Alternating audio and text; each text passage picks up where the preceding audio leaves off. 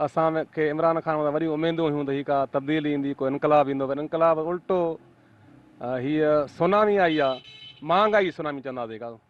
दालियूं, खंड, गिहु, चांहियूं, सरफ जेका शइ वठो तव्हांखे तक़रीबन 30 खां 50% महांगी मिलंदी का। हिन बजट मां आवाम खे को बि फ़ाइदो कोन्हे को।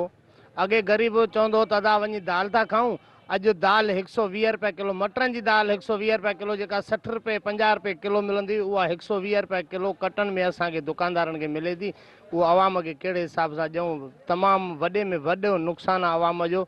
ऐं हीअ जेका बजट नई पेश कई वई आहे, इहा आवाम दुश्मन बजट आहे। अॻे ही खोड़ सारी महांगाई हुई, ग़रीब माण्हू अटे लटे खां मजबूर आहिनि, वठी नथा सघनि। ॿियो वरी महांगाई कई वई आहे, ही बजट जेकी आहे उहा तमामु में तमामु ग़रीबनि खे नुक़सानु ॾियण वारी बजट आहे। खंड जेकी 60 रुपए किलो हुई उहा 80 रुपए ताईं पहुती आहे। ग़रीब माण्हू वठण लाइ मजबूर आहिनि, वठनि था पर रड़ियूं कनि था। पीटीआई जी गवर्नमेंट मां माण्हुनि खे जेके उमेदूं हुयूं उहे बिल्कुलु माण्हू मायूस थी चुका आहिनि, छो त ताज़ी लहर जेका 8 महीननि में महांगाई जी आई आहे, शायदि पोइ ही उन्हनि खे कंट्रोल न करे सघिया आहिनि। अफ़सोस सां चवणो थो पए त पाकिस्तान जी पूरी तारीख़ में अहिड़ी अवाम दुश्मन बजट कोन पेश थी आहे जेका हिन वक़्तु थी आहे।